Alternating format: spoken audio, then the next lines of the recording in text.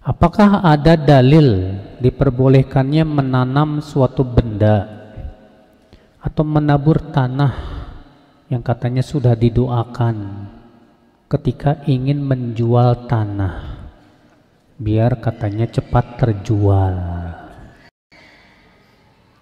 Sama sekali tidak ada dalilnya, Pak. Tidak pernah kita mendengar para sahabat ada yang menjual rumah, dibacain dulu tuh Pak benda tersebut lalu ditanam.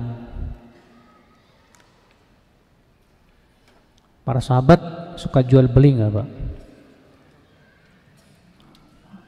Tidak ada satupun para sahabat yang baca sesuatu biar penglaris, biar cepat laris lah. Saya bacain benda puh. Ya, baca ayat kursi, kun wallahu ahad, kun falak, kun a'udzu birabbin nas. Lalu pas antum jualan dikantongin, biar katanya cepat laris, penglaris. Ya, akhi, kita katakan ini semua perbuatan yang bid'ah. Bahkan ini bisa menjurus kepada syirik. Iya. Bagaimana sikap kita ketika hal tersebut sudah terjadi, Ustadz? Apakah ada doa khusus untuk menjual rumah?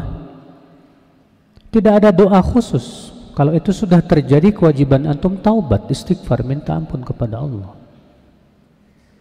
Kemudian antum cuma berusaha saja untuk mengiklankan.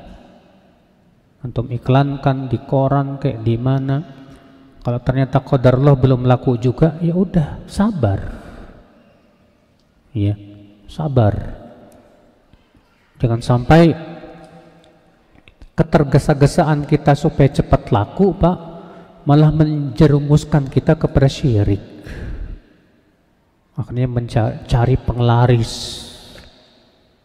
Ya, wah ini musibah. Apakah mujaddid juga termasuk karomah? Apakah seseorang boleh berharap menjadi mujaddid? Apa sih mujaddid itu? Mujaddid itu adalah orang yang memperbaharui agama, Pak. Yang kembali memurnikan agama setelah dirusak oleh banyak orang. Dan Rasulullah SAW menyebutkan bahwa mujaddid itu akan muncul di setiap penghujung tahun. Siapa mujaddid? Tentu para ulama yang diberikan oleh Allah kekuatan ilmu yang dalam. Antum bisa menjadi mujaddid? Bisa. Antum misalnya tinggal di suatu desa yang di situ banyak khurafat, bid'ah, syirik dan yang lain. Terus antum menuntut ilmu.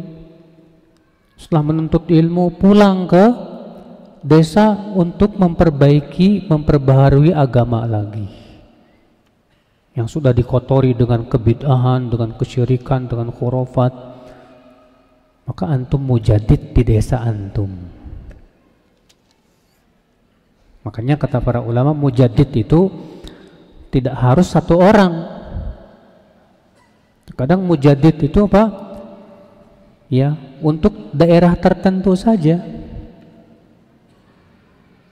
Ya. Di mana hakikat mujaddid itu tadi, itu yang memperbaharui lagi dan memurnikan lagi agama Islam dan membersihkan agama ini dari kotoran-kotorannya. Iya.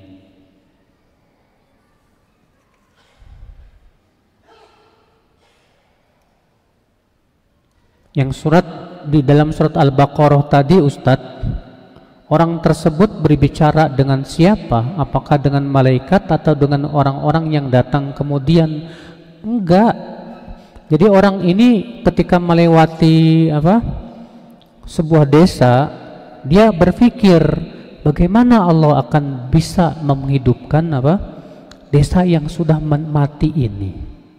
Maka Allah pun kemudian mewafatkan dia selama 100 tahun. Iya.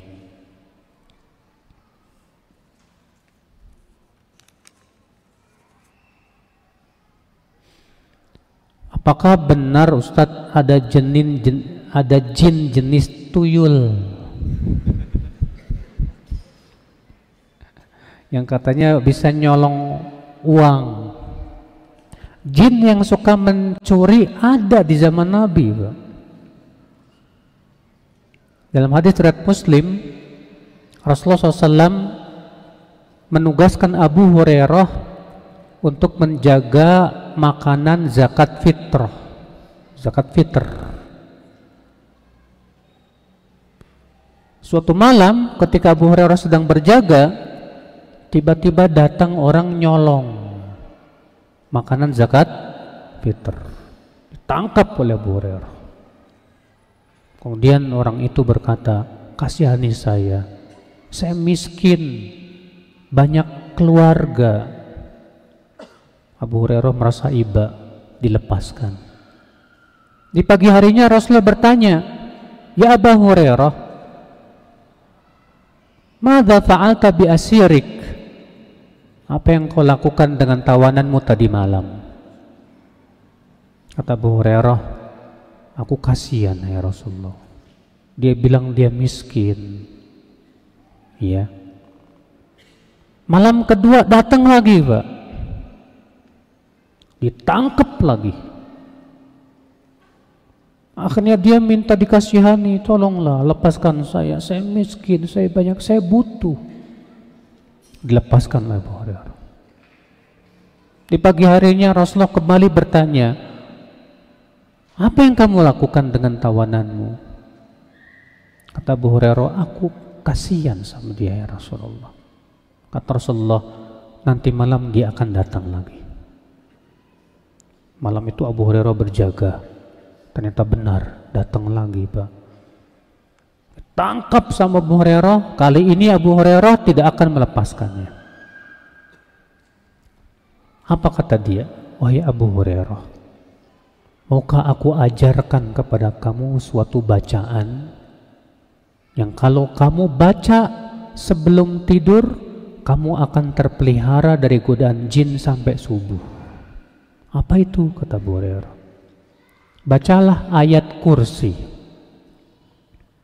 Misalnya kamu akan terjaga dari jin sampai subuh hari. Dilepas sama Abu Hurairah. Di pagi harinya Rasulullah kembali bertanya. Kata Abu Hurairah, ya Rasulullah, dia mengatakan katanya kalau aku baca ayat kursi, aku akan terpelihara dari godaan jin sampai pagi hari. Apa kata Rasulullah SAW? Sadaqaka wa huwa kadzub. Kali ini dia benar, padahal dia tukang dusta. Tahukah kamu, hai Abu Hurairah, siapa yang 3 malam itu berturut-turut datang mencuri itu? Kata Abu Hurairah, enggak tahu ya Rasulullah. Kata Rasulullah, itu jin, setan. Masya Allah. Al-Mundhiri dalam kitab Sahih Targhib At-Targhib wa Tarhib dan disahihkan oleh Syekh Albani dalam Sahih Targhib wa Tarhib, ya, membawakan kisah seorang sahabat yang bernama Uqbah. Uqbah bercerita bahwa dia setiap panen itu, Pak, menyimpan gandum-gandum itu dalam dirijen, dalam apa? Tong gitu. Suatu ketika Uqbah memeriksa gandumnya, kok berkurang. Bingung Uqbah, kok bisa berkurang. Akhirnya suatu malam Uqbah sengaja tidak tidur, berjaga dia. Kata Uqbah, tiba-tiba muncul makhluk yang tangannya tangan anjing, kakinya kaki kuda. Tangannya tangan apa? Anjing, kakinya kaki kuda. Lalu aku tangkap dia. Oh, sahabat berani, Pak. Kalau kita, oh, setan nih. Kalau kita mengabirit, Pak. Ya.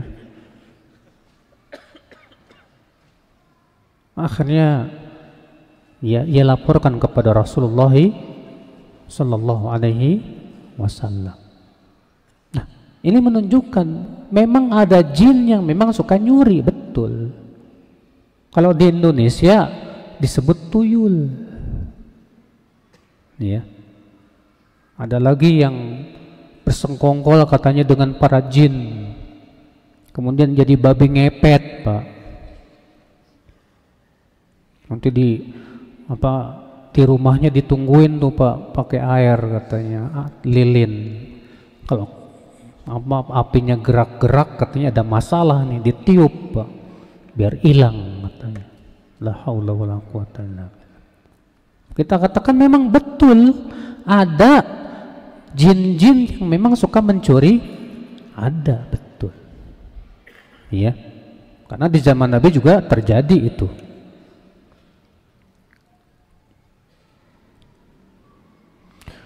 Bolehkah bertawasul kepada orang yang mau pergi haji? Maksudnya minta didoain ya? Boleh, tidak apa-apa. Iya. Antum misalnya ada orang yang mau pergi haji, antum bilang, jangan lupa ya doain saya di sana. Enggak apa-apa. Minta didoakan kepada orang soleh yang hidup dan hadir, boleh.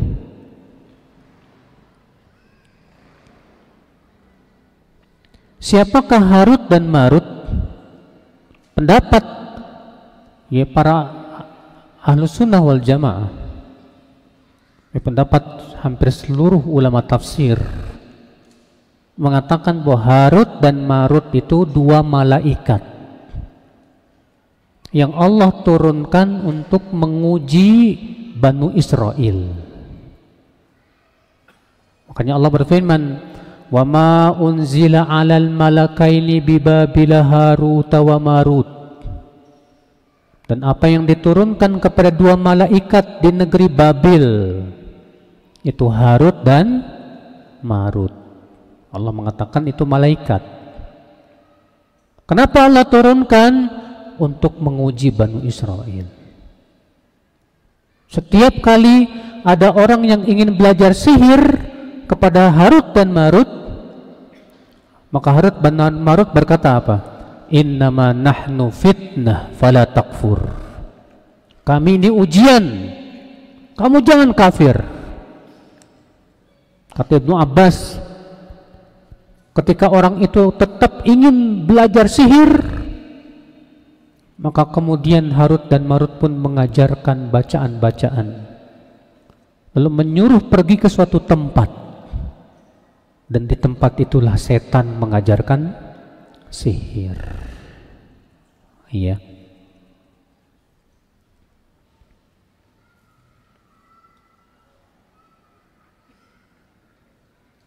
Apakah betul ada kitab yang mempelajari tentang sihir? Ada memang, Pak. Tapi itu kan belajar sihir haram. Seluruh ulama sepakat belajar sihir haram dan pelakunya bisa murtad dari agama Islam. Ya.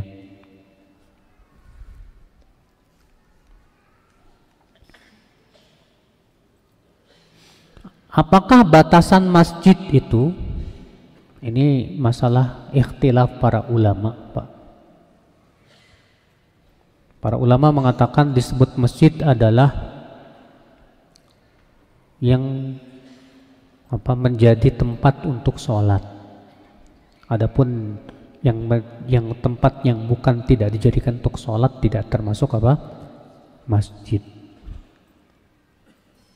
Teras masjid apakah termasuk masjid atau tidak? Khilaf juga para ulama. Sebagian mengatakan teras masjid termasuk masjid.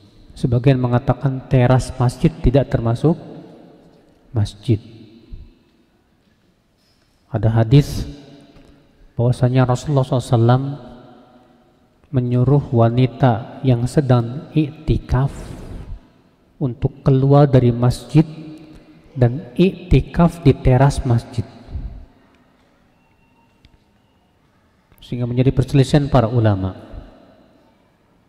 Teras termasuk masjid atau tidak? Sebagian mengatakan masuk, Kenapa? Karena Nabi menyuruh wanita ini untuk itikaf di teras. Sedangkan syarat itikaf itu harus di masjid. Sebagian ulama mengatakan tidak masuk. Karena Nabi SAW menyuruh dia untuk keluar. Karena dia haid. Sedangkan wanita haid tidak boleh masuk masjid. Oh, perselisihan. Yang dirajihkan oleh banyak ulama, kalau teras itu dipagari. Teras itu apa? Dipagari dan memang itu masuk dalam masjid, maka yang rajih itu masuk dalam masjid.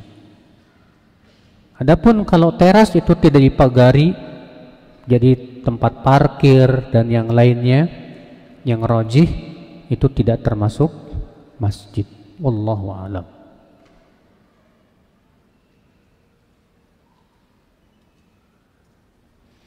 Apakah seseorang dikatakan sudah beriman kepada hari akhirat jika yang dia yakini hanya sebatas surga dan neraka dan hisab, tapi dia tidak tahu adanya haud, mizan, sirat? Tidak tahu, oke. Ya, dia tidak berkata tidak beriman, sebab kalau dikatakan tidak beriman, ini beriman kepada hari akhiratnya bermasalah, Pak. Tapi kalau tidak tahu, ya, maka orang yang tidak tahu masih dimaafkan. Maka kewajiban dia adalah untuk mencari tahu, ya.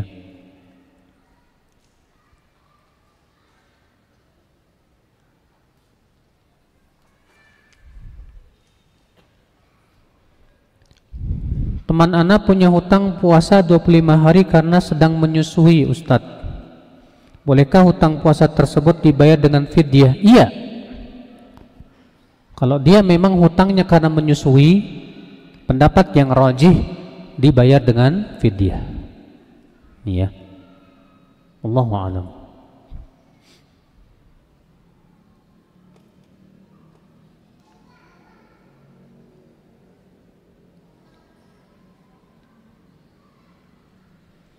Saya bekerja di koperasi, namun dalam koperasi itu ada transaksi riba dan saya diangkat menjadi bendahara. Nah lu, bahaya antum. Masalahnya antum pemegang uang, sementara di situ ada transaksi apa? Riba.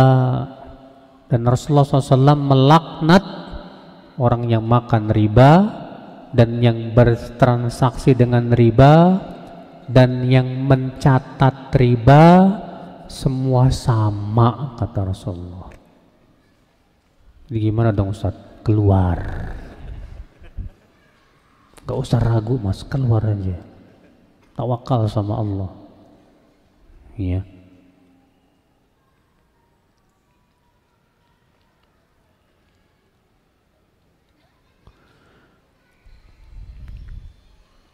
Ketika sedang sholat berjamaah dalam keadaan masbuk, lalu jemaah di pinggir saya mundur untuk menjadikan saya imam. Bolehkah saya mengubah niat saya menjadi imam? Allahu a'lam, Mbak. Saya belum pernah mendapatkan riwayat bahwa para sahabat yang masbuk kemudian mereka mundur, yang satu jadikan imam. Yang saya temukan dalam riwayat mereka melanjutkan sendiri masing-masing. Yang kedua, Imam Syafi'i mengatakan bahwa membuat jamaah yang kedua setelah jamaah yang pertama itu makruh. Itu pendapat Imam Syafi'i. Bibi Ana qadarullah sampai usia lanjut tidak menikah. Bolehkah Bibi Ana menghibahkan seluruh hartanya ke anak perempuan dari kakak perempuan, sedangkan masih ada ahli waris yang lain seperti anak laki-laki? Ya. Hibah itu beda dengan warisan, Mas. Hibah itu pemberian saat pemiliknya masih hidup. Dan hibah itu tidak ada batasan. Terserah yang ngasih. Dia mau ngasih semuanya, dia mau ngasih setengah, ya terserah. Karena masalahnya itu harta milik dia. Tapi terkadang, Pak, ada orang yang menghibahnya itu dengan mengatakan begini, nanti kalau saya meninggal, harta saya buat si fulan. Ini bukan hibah. Ini wasiat. Wasiat yang pertama tidak sah diberikan kepada ahli waris. Jadi yang berhak mendapat wasiat selain ahli waris. Yang kedua, tidak boleh lebih dari 1/3 harta. Sekarang kita lihat, ya, dia menghibahkan seluruh hartanya ke anak perempuan, gimana nih? Setelah dia meninggal atau saat dia masih hidup? Karena kalau saat masih dia hidup, dia hibahkan, berarti harta itu sudah resmi jadi milik yang dihibahkan. Berarti yang dihibahkan punya hak untuk memiliki, hak untuk menjual dan yang lainnya, karena sudah milik dia, Pak. Dan saya yakin dia tidak akan ridho itu. Masa semua hartanya saat dia masih hidup diambil sama dia? Sepertinya dia akan berikan dengan catatan tadi, Pak. Kalau dia sudah meninggal dunia, maka yang seperti ini nggak sah. Iya.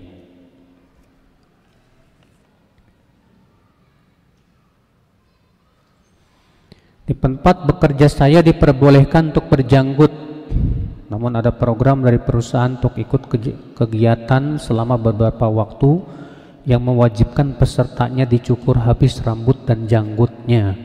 Mohon nasihatnya. Kalau antum bisa tidak menaatinya, bagus. Kalau antum bisa tidak menaatinya, bagus. Karena mempertahankan sunnah itu mahal. Ya. Tapi Ustadz, kalau saya tidak mencukur nanti saya dihukum. Udah nggak apa-apa dihukum di dunia, Pak, daripada dihukum di akhirat. Sabar aja. Ya. Rasulullah SAW saat sakaratul maut katanya merasakan sakit yang berkali lipat dari orang-orang mukmin. Benarkah itu? Bukankah mukmin mudah saat keluar roh dalam tubuhnya? Nah, antum harus pahami, Pak, beda dengan sakaratul maut dengan saat roh mukmin keluar. Sakaratul maut itu saat pencabutan apa? Nyawa pertama kali. Itu yang sakit. Nah, setelah keluar baru keluarnya seperti apa? Air. Jadi hadis itu tidak bertabrakan sama sekali. Kitanya saja yang belum paham. Benarkah ada orang yang mati suri? Sebetulnya dia belum mati. Sebab kalau dia sudah ditentukan mati oleh Allah, tidak mungkin lagi bisa hidup abadan. Dia belum mati, masih ada hubungan dengan rohnya, badannya itu. Iya. Dan itu menunjukkan akan kekuasaan Allah atas segala sesuatu. Antum ketika tidur, roh antum keluar nggak dari tubuh antum? Hah? Keluar. Allah yang berfirman, Allahu yatawaffal anfusa hina mautiha wallati lam tamut fi manamiha. Allah yang mewafatkan jiwa ketika matinya dan yang belum mati ketika tidurnya. Tuh lihat, orang yang tidur diwafatkan tidak, Pak? Diwafatkan. Makanya kata Ibnu Qayyim, orang yang tidur dan orang yang meninggal semuanya rohnya digenggam oleh Allah. Makanya tidak aneh kalau misalnya antum bermimpi bertemu dengan orang yang sudah meninggal dunia. Karena memang orang yang sedang tidur itu juga rohnya apa? Digenggam oleh Allah Subhanahu wa taala. Jadi sangat mungkin bisa bertemu dengan roh orang yang sudah meninggal dunia, sangat mungkin. Namun bedanya kalau orang yang sudah meninggal rohnya sudah tidak ada hubungan lagi dengan apa? Jasadnya. Adapun yang belum meninggal maka belum berpisah secara 100%, masih ada hubungan. Iya. Jadi mati suri itu hakikatnya sebenarnya belum mati, Pak. Belum mati. Setelah kematian di dunia, di akhirat akan ada syafaat. Apakah kita datang dalam kajian seperti ini tidak saling mengenal, nanti saling tahu dan bisa mencari untuk memberi syafaat, Ustadz? Kalau tidak saling mengenal, enggak. Karena hadisnya dalam riwayat Bukhari begitu. Idhabu ilan nar. Silahkan kalian pergi ke neraka dan keluarkan orang-orang yang kalian kenal, yang mengucapkan la ilaha illallah, keluarkan mereka dari api neraka. Makanya kaum mukminin itu ketika minta kepada Allah supaya temannya dikeluarkan dari neraka, mereka ngomong apa, Pak? Ya Rabb, itu teman-teman kami yang dahulu sholat bersama kami, berpuasa bersama kami. Kenapa engkau masukkan ke neraka? Terus mereka minta kepada Allah supaya teman-temannya dikeluarkan dari neraka.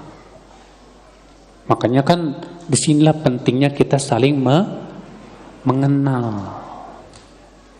Ya.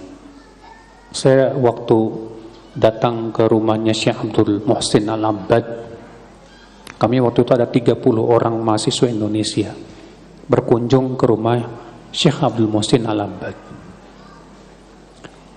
Ketika beliau datang, lalu beliau nanya, 30 orang satu-satu ditanya namanya, Pak. Siapa nama kamu? Kamu. 30-30-nya ditanya satu-satu. Setelah itu beliau mengatakan, ini termasuk sunnah. Termasuk apa?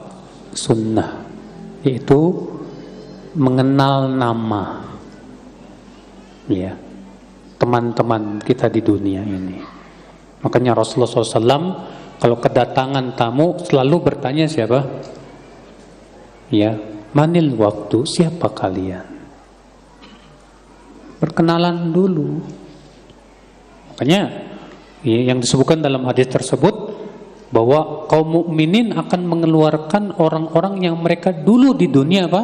Kenal. Nah, disinilah kita penting saling berkenalan, Mbak.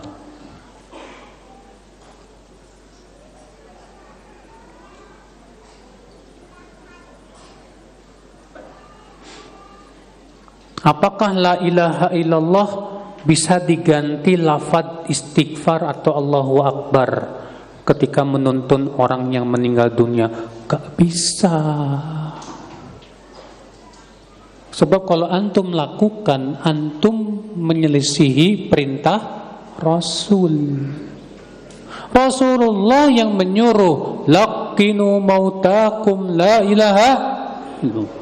Talkinkan mayat kalian dengan ucapan la ilaha.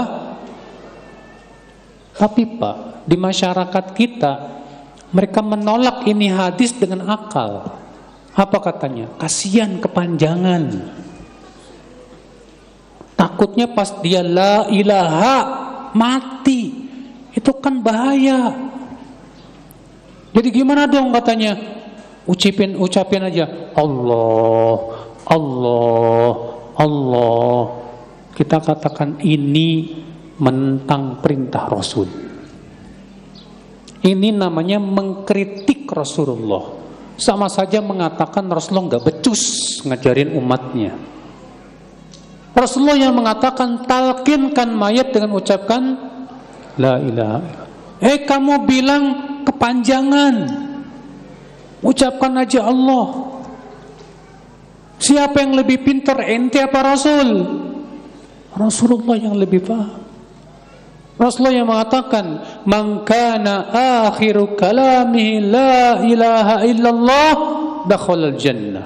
Siapa yang akhir ucapannya la ilaha illallah pasti masuk surga.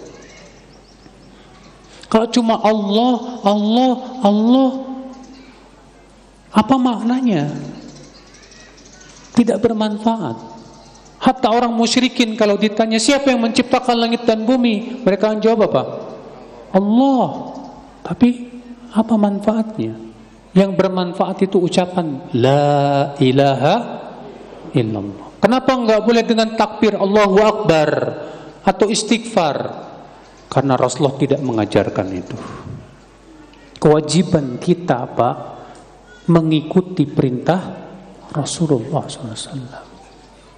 Tadi hadisnya sudah disebutkan. Rasulullah bersabda apa? Fabitus alun, tentang aku kalian akan ditanya. Jadi kewajiban kita ngikutin Rasulullah SAW. Jangan ditolak pakai akal. Ya. Apa hukum duduk di atas kuburannya orang kafir, Ustaz? Ada hadis yang melarang duduk di atas kuburan secara mutlak. Rasulullah SAW melarang duduk di atas kuburan secara mutlak, di mana hadis tersebut tidak membedakan apakah dia kuburan orang Islam atau orang kafir, tidak dibedakan. Siapa yang membeda-bedakan wajib bawa dalil. Karena kaidah usul fikih mengatakan dalil yang umum tidak boleh dikhususkan kecuali dengan dalil lagi. Maka wajib dia bawa dalil. Mana dalilnya? Iya.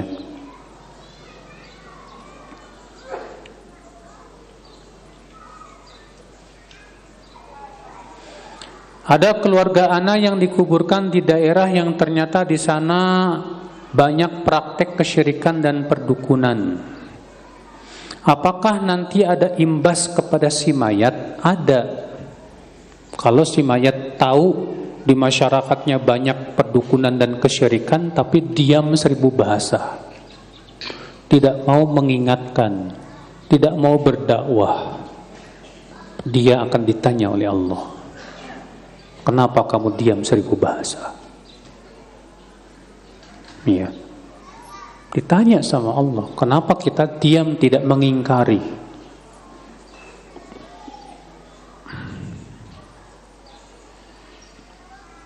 Apakah benar orang yang telah meninggal lama ataupun baru, rohnya bisa masuk ke raga orang yang masih hidup? Batil. Dan sudah kita sebutkan tadi dalilnya, Pak.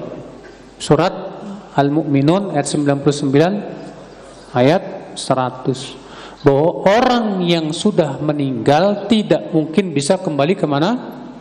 Ke dunia. Makanya keyakinan reinkarnasi ya. Anda nggak tahu nasinya nasi apa, nasi goreng apa nasi uduk. Yang katanya rohnya masuk ke kucing lah. Batil itu semuanya, tidak ada sama sekali keterangannya dari pencipta langit dan bumi. Hanya dugaan-dugaan saja. Mana buktinya? Ya. Allah yang mengatakan bahwa orang yang sudah meninggal dunia tidak mungkin kembali kemana? Ke dunia selama-lamanya, tidak mungkin.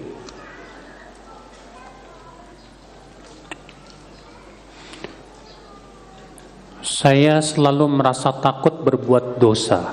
Saya takut Allah mengadab saya. Apakah perasaan takut seperti itu wajar? Bagus, bukan cuma wajar, Pak.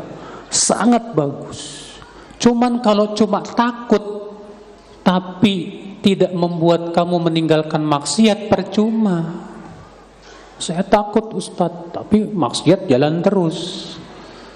Takut Tapi nonton porno jalan terus.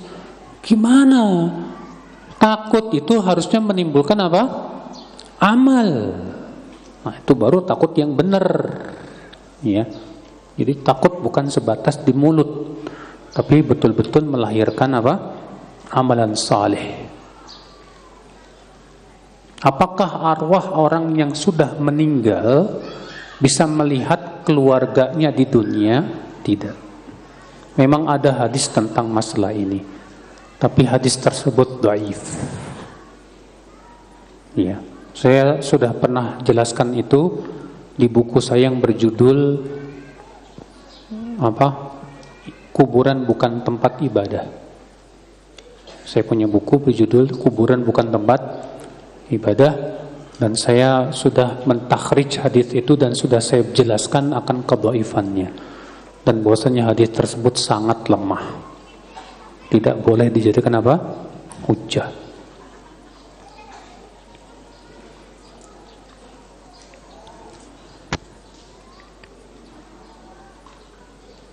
Bagaimana dengan orang yang mengalami koma sampai dengan ia koma lama dan kemudian dinyatakan meninggal?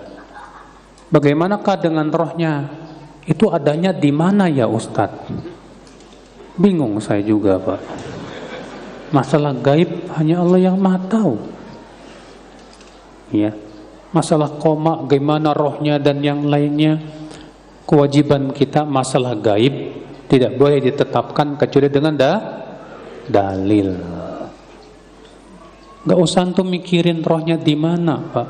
Mikirin antum sholatnya udah bener belum? Ya. Pikirin amalan soleh kita udah bener belum? Adapun masalah itu bukan urusan kita, itu urusan siapa? Allah Azza wa Jal. Cuman masalahnya kita kepo. Bener Pak, banyak orang kepo Pak. Sampai ada yang nanya ke saya, Ustadz, kalau dulu kan malaikat Jibril tugasnya mengantarkan wahyu, sekarang kerjaannya apa malaikat Jibril? Gak tahu saya. Ya. Saya gak punya nomor teleponnya juga. Masya Allah. Saking keponya loh Pak. Nah.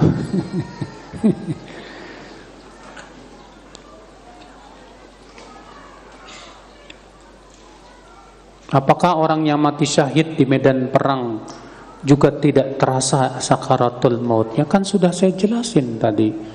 Kayaknya tidur nih yang nanya nih. Mungkin telat ya. Bisa nanya kepada yang gak telat. Bapak saya sudah meninggal, beliau meninggal karena sakit. Semoga Allah menggugurkan dosa beliau. Amin ya rabbal alamin. Tapi saya sedih beliau meninggal ketika di masa tua beliau tidak dekat kepada Allah.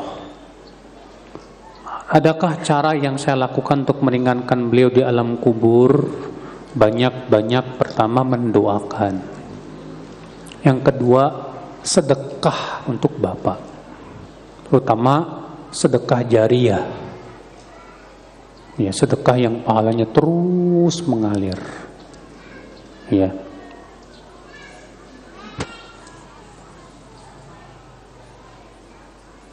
Apakah roh-roh mukmin di alam kubur berkumpul atau hanya istirahat saja, Ustaz? Dalam hadis riwayat Bukhari itu, Pak, Rasulullah SAW setelah diperlihatkan tadi ya, ada orang yang dihancurkan kepalanya, ada diperlihatkan para pezina, ada orang yang berenang di sungai darah. Kemudian Rasulullah melanjutkan ceritanya. Kata Rasulullah, lalu aku pun dibawa ke sebuah taman yang sangat indah. Lalu aku melihat seorang laki-laki yang sangat tinggi, kata Rasulullah, sehingga aku tidak bisa melihat kepalanya. Dan di sekitarnya ada anak-anak kecil. Aku bertanya, siapa dia? Kata dua malaikat itu ayahmu Ibrahim. Dan anak-anak kecil itu adalah anak-anak kaum mukminin yang meninggal semasa kecilnya. Jadi mereka dipelihara oleh Nabi Ibrahim. Ya. Kemudian kata Rasulullah, aku pun disuruh naik, maka aku pun naik, lalu aku melihat sebuah rumah, dan aku melihat ke dalamnya, ternyata di dalamnya roh kaum mukminin. Lalu aku disuruh naik lagi, lalu aku melihat sebuah tempat yang lebih indah lagi, dan ternyata aku lihat di situ roh orang-orang yang mati syahid. Iya. Lalu aku disuruh naik lagi, aku naik lagi, lalu aku diperlihatkan sebuah rumah yang sangat indah. Lalu aku bertanya, rumah siapa itu? Itu rumahmu. Izinkan aku masuk. Tidak, belum waktunya. Iya. Berarti Rasulullah SAW diperlihatkan ya sebuah tempat, dan ternyata Rasulullah melihat di situ tempat rohnya kaum orang-orang yang beriman. Iya. Berarti itu menunjukkan bahwa roh-roh kaum mukminin itu dikumpulkan di suatu tempat. Hanya Allah yang Maha tahu bagaimana, di mana hanya Allah. Tolong jangan kepo. Ya. Masalah gaib kita tidak tahu. Saya pernah diceritakan, Mbak, sama ikhwah, Pak Fadil namanya, yang punya Yufid TV. Pernah dengar? Pernah dengar Yufid TV? Itu yang punyanya Pak Fadil Basmileh, ya. Orang di Lombok tinggal. Dia cerita ke saya, Ustaz, minggu yang lalu saya bermimpi bertemu dengan mendiang ayah saya. Ya. Bapaknya yang sudah meninggal. Dalam mimpi itu saya sadar, Ustaz, saya ketemu ayah saya yang sudah meninggal. Lalu saya pegang tangannya, lalu saya bertanya, Pak, apa benar yang Rasulullah ceritakan itu? Apa itu, Nak? Katanya. Bahwasanya Rasulullah diperlihatkan tempat, dan di situ Rasulullah melihat tempat roh-roh orang yang beriman. Apa benar itu? Kata ayahku, iya, Nak. Iya. Itu bisa terjadi, Pak. Ini kan alam mimpi, dan yang namanya roh kita bisa saja bertemu dengan roh orang yang sudah meninggal dunia, sangat bisa. Ya, apalagi sesuai dengan dalil. Kita lebih percaya kepada dalilnya daripada apa? Mimpinya. Ya. Nah, demikian. Cuma apakah di dalam tempat itu rohnya orang yang beriman cuma tidur aja? Ya enggak. Mereka tetap diberikan kenikmatan. Ya, kenikmatan kubur hanya Allah yang Maha tahu.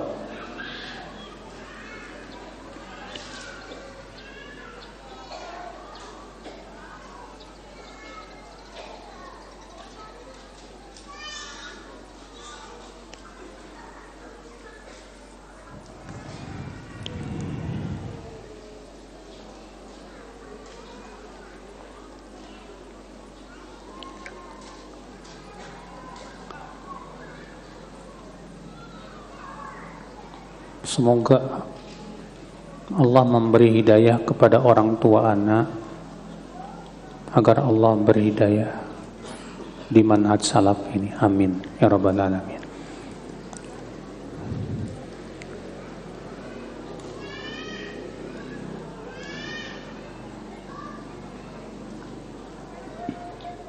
Bagaimana sebaiknya kami yang baru hijrah dan baru berkeluarga mengisi hari-hari kami di dalam rumah dengan ibadah-ibadah sunnah yang dilakukan secara bersama-sama dan saling support agar kami bisa selamat di akhirat? Ya, antum sama istri saling membantu untuk ketaatan. Suami membantu istrinya untuk menaati Allah, dan istri membantu suaminya untuk menaati Allah. Disebutkan dalam hadis dikeluarkan oleh Abu Daud, Rasulullah SAW mendoakan, kata Rasulullah, rahimallahu abdan, semoga Allah merahmati seorang hamba, istaiqadha minal lail, bangun di waktu malam, lalu ia salat malam, lalu ia bangunkan istrinya untuk salat malam. Jika tidak bangun, maka ia perciki wajahnya. Dan semoga Allah merahmati seorang istri yang bangun di waktu malam, lalu ia salat malam, lalu ia bangunkan suaminya untuk salat malam. Jika tidak bangun, maka ia perciki wajahnya dengan air. Pernah enggak malam-malam antum dibangunin sama istri, mas, tahajud, terus antum bilang nanti mas, nanti aja mah, gampang.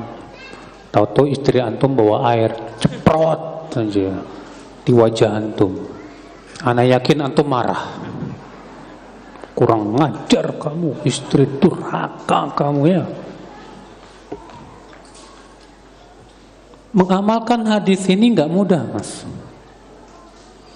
Makanya Rasulullah mendoakan agar keduanya dirahmati.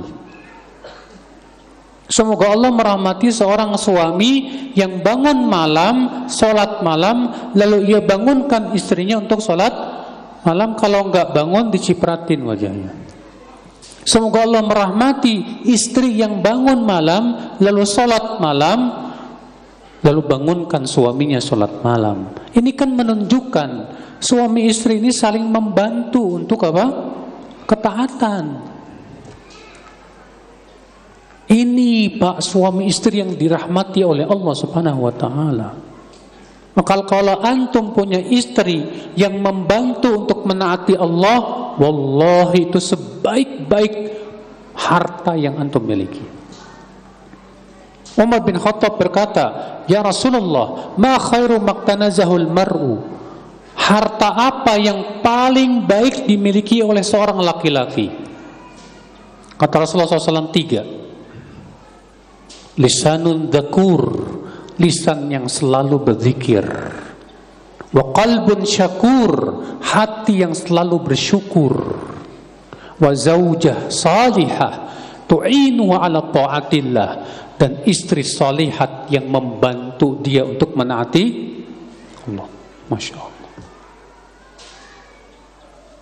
Maka ya akhi, kalau antum dan istri sudah bisa sinkron nih, kita saling bantu-membantu ya untuk menaati Allah.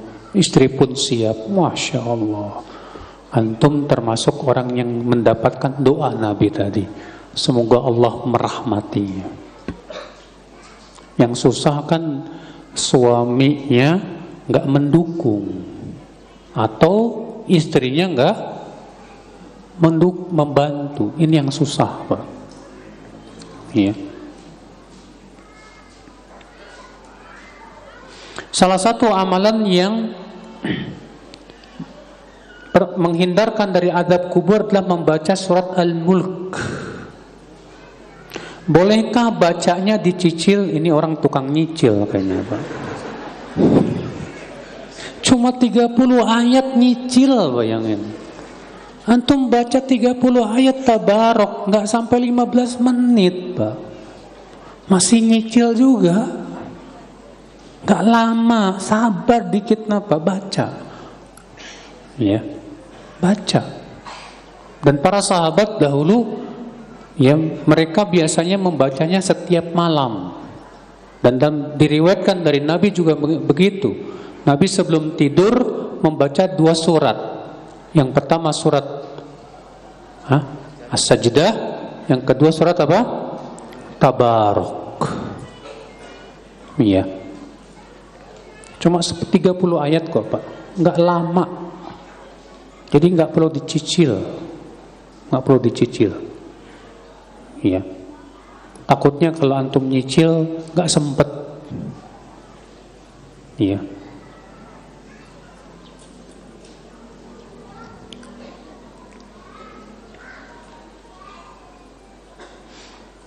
Bagaimana orang yang rajin bacain surat Yasin buat anggota keluarga yang sudah meninggal?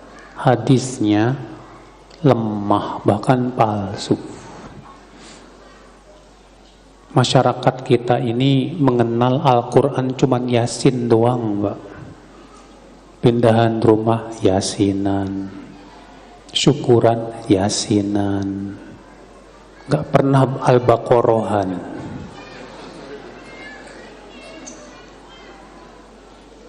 Padahal Al-Baqarah jelas sahih keutamaan-keutamaannya. Hadis-hadisnya sahih. Anjuran untuk mempelajari dan membaca Al-Baqarah sahih.